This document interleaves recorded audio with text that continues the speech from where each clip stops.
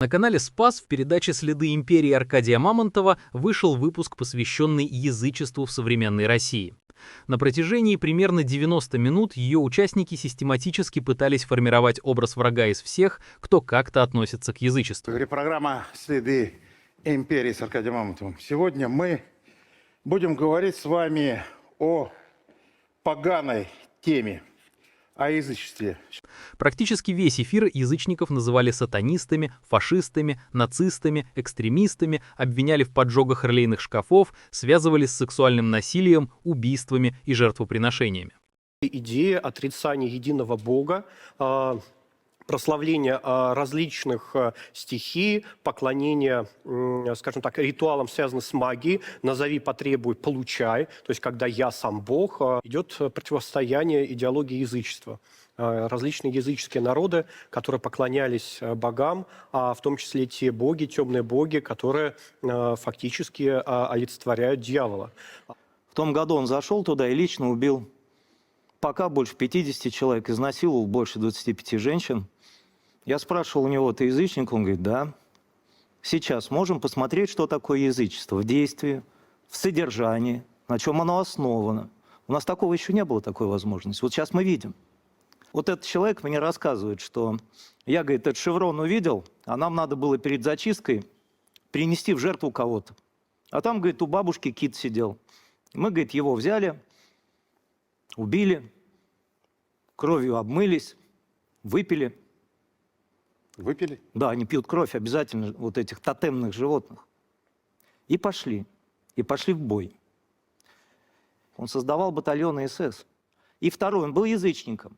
Как вам кажется, каких экстремистских материалов больше всего? Ну, обычно говорят исламской направленности, да, такой радикальный ислама. А на самом деле конкуренция идет по запрещенным организациям и материалам как раз неоязыческие. Да, и у нас очень много неоязычников, которые совершали преступления, а в том числе и сейчас, там, поджигают релейные шкафы. Это неоязычники, то есть они совершают террористические акты, диверсионные акты, и они занимаются действием экстремистской направленности, то есть когда идет попытка поджога православных часов. То есть поэтому там есть и такие, которые являются противниками Христа, и они с удовольствием убьют и священника, подожгут православный храм. Поэтому, знаете, тут еще вот по шкалированию, да, мы еще будем смотреть, что это за неоязычник. Некоторые язычники, вот им нужно находиться в исправительном учреждении, они очень опасны для общества. Иногда некоторые народы пытаются найти некий образец, некое счастье в старых эпохах, то есть что раньше было хорошо, и нужно это возродить, нужно найти свою национальную идентификацию, нужно найти вот эти корни и, соответственно, начать строить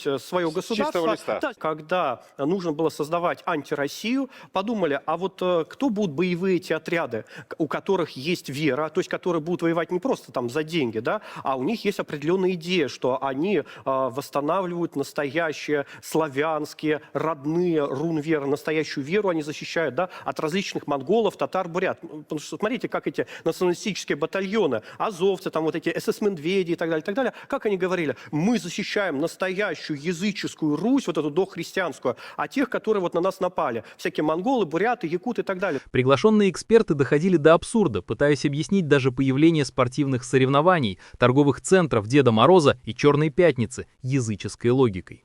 Игры ММА, бокс там и так далее. Все это Дед Мороз, не знаю, там, что еще, Черная Пятница. В магазинах, так сказать, когда сбивают цены, беги туда. Вот эти вот появились в Америке, потом распространились по всему миру молы, огромные магазины, куда люди приходят не в храм по воскресеньям, а в эти магазины и ходят по этим вот витринам, вместо алтарей, так сказать, видят туфли, одежду какую-нибудь, там, стиральные машины и так далее. Это все мир язычества, как вы считаете? Конечно. Боевые наркотики и неоязычество, по сути дела, это одно и то же. Спасибо.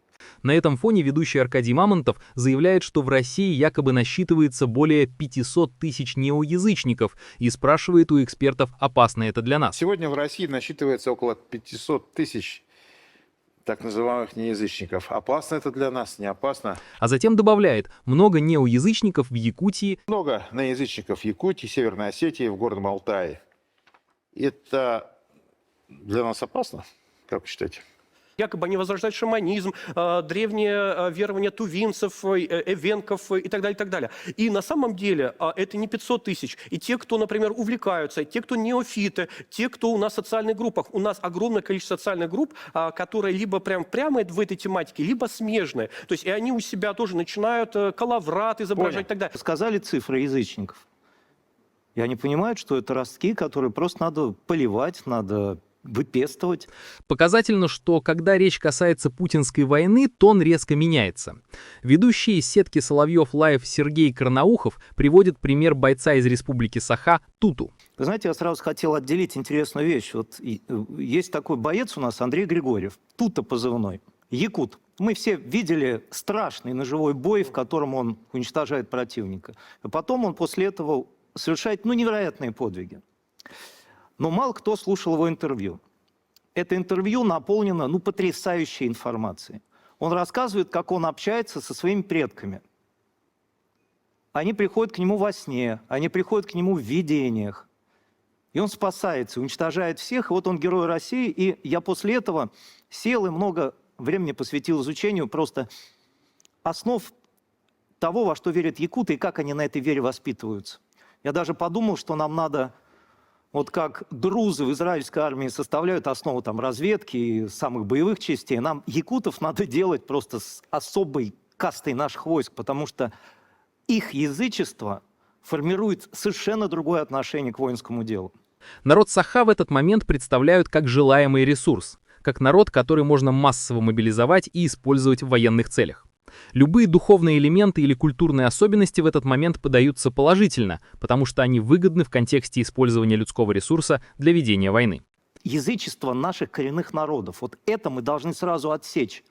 Однако спустя 15 минут тот же Карнаухов делает противоположное заявление. Представляете, что такое язычество? Это человек, который не может различать подлинно добро и зло. У него нет этого навыка, у него нет идеи, у него нет методологии, то есть он не знает, что такое грех, он не знает этого. Значит, он не знает, что такое добро и зло вообще в целом. Значит, он вообще ничего не понимает. Таким образом, языческое верование народа Саха одновременно и хвалят, когда нужно подчеркнуть их пригодность для войны, и тут же объявляют частью опасной морально неполноценной группы, когда нужно вернуться к общей идеологической схеме. Дополняют это высказывание о том, что якуты были крещены и носят русские имена. То есть любая самобытность считается подозрительной, а правильным признается только то, что вписывается в структуру православной идентичности. Якутов-то крестили, они носят русские имена и фамилии, вы же понимаете. Конечно, но наши, давайте так назовем, языческие подразделения, хотел бы грубо сказать, но это такие парни, что они кому угодно фору дадут в своей вере, в своей любви к родине. И это не является фактором, который стоит учитывать Минобороны. Это не важно. Контрразведывательное обеспечение по иным критериям осуществляется. Но я другое хочу сказать. У нас есть статистика, я сейчас не могу сказать по цифрам, статистика крещения, в том числе язычников, в том числе мусульман. И это, конечно, впечатляет. Поэтому там ведь столько чудес происходит. Это же отдельную передачу надо делать и показывать видео чудес. Просто есть много видео настоящих чудес, когда человек с Богом буквально соприкасается. Там невозможно остаться язычником. Язычество не толкает к интеллекту, язычество не толкает человека к созиданию и развитию. А вот в одной из методических указаний для школ НАТО написано: обеспечить развитие дробления обществ стран-мишеней на структуры сектарного типа. Основной упор сделать на язычество. Потому что это боевая религия, потому что это религия без содержания, которую можно наполнять чем угодно. Спасибо.